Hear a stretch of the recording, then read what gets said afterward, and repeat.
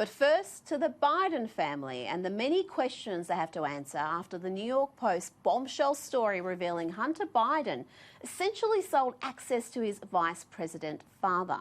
The story is sensational stuff, but the bulk of the media is either ignoring it or claiming without a shred of evidence that it's part of a Russian disinformation effort. Yes, the same media for more than 3 years pushed insane Russian conspiracy theories is again using Russia as an all-purpose excuse not to do their job. Because doing their job would be devastating for their preferred candidate, Joe Biden. By the way, no one from the Biden camp has claimed that the emails aren't real. If these emails were in any way fabricated or manipulated by the Russians, or anybody else for that matter, wouldn't Hunter or Joe Biden come out and say so? Here's why this story is important. When Joe Biden was vice president, he was given responsibility for US-Ukraine relations. He travelled to the Eastern European country around a dozen times.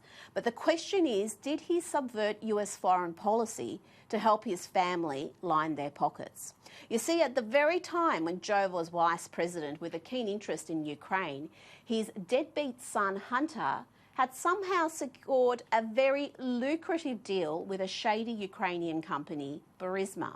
Hunter received $83,000 per month in consultancy fees from the Ukrainian gas company, despite the fact that he had zero industry experience or expertise. What Hunter, who was kicked out of the Navy for drug abuse, did have is a father in the White House. The Post uncovered emails showing Joe Biden met with a top Burisma executive at Hunter's urging, despite the fact that Biden is on the record saying he's never spoken to my son about his overseas business dealings. Far worse than that meeting is what happened next.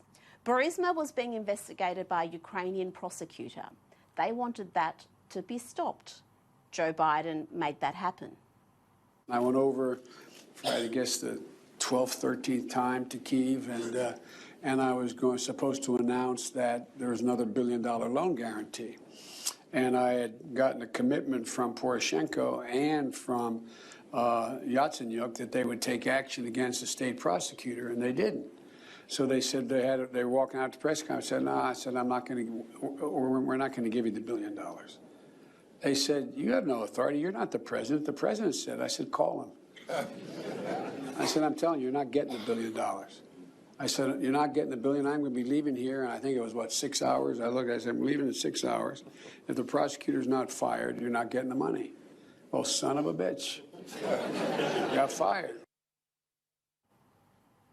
Yes, that's Joe Biden on video bragging about threatening to withhold a $1 billion loan guarantee during a 2015 trip to the Ukraine, purely to pressure the president and prime minister to sack the prosecutor who happened to be investigating Burisma, the company that was coincidentally paying his unqualified son $1 million a year. We now know from the emails that the pressure to sack the prosecutor came mere months after Joe Biden allegedly met with the Burisma executive through the former vice president is claiming that the only reason he wanted that prosecutor removed was because of corruption concerns. Remember, they tried to impeach Trump for asking the Ukrainians to look into these antics. Not surprisingly, much of the media and big tech, who have all but declared a fatwa on Trump, have ignored this story.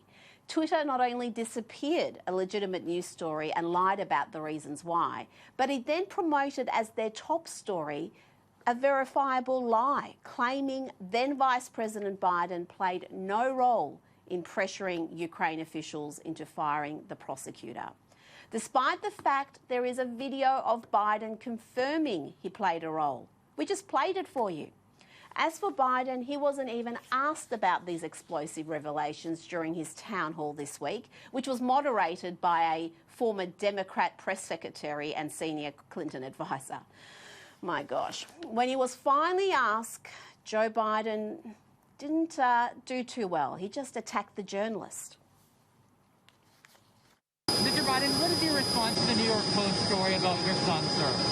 I know you'd ask it. I have no response. It's another smear campaign. Right up your alley. They're the questions you always ask. In the past, when Biden has been asked about his dodgy son's dodgy dealings, he has reacted with righteous anger. And I can get things done. That's why I'm running. And you want to check my shape on it, let's do push-ups together here, man. Let's run. Let's do whatever you want to do. Let's take the 19 steps. Number two. No one has said my son has done anything wrong, and I did not on any occasion. And no one has ever said it. Not I one. didn't say you were doing anything wrong. You said I set up my son to work in an oil company. Isn't that what you said? Get your words straight, Jack. That's what I hear on MSNBC. You don't hear that in MSNBC. You did not hear that at all. What you heard, look, okay, I'm not going to get in an argument with you, man. Well, I don't want to. Well, yeah, you do, but look, look, here's the deal. Look, Fat, here's the deal. This story doesn't end at Ukraine. There are now emails showing Hunter Biden trying to cash in on behalf of his family with Chinese firms. Indeed, the emails seem to indicate that a delegation of Chinese businessmen and Communist Party officials secured a private, off-the-books meeting with the then Vice President. But don't expect to see the media dig too deep because they're far too invested in getting Biden over the line. And good Lord, he needs all the help he can get. So please, vote. Help us get out the vote. Go to iwillvote.com/MI. In Detroit, more than 20 years. Look, you have now 20 early voting centers. They're open now all across the city. Open 7 days a week on Election Day. It's a one-stop shop. Why is he shouting and looking so irrationally angry? Here's Joe just killing it at another rousing campaign rally. He's winning back the United States Senate and expanding our majority in the House of Representatives. That's why we need to send Gary back to Washington, D.C.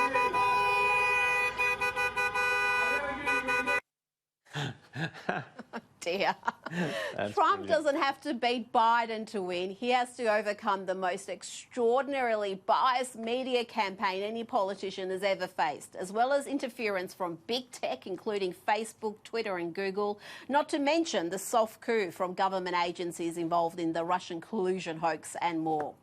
If he does pull it off, it would be the most astonishing victory in modern political history.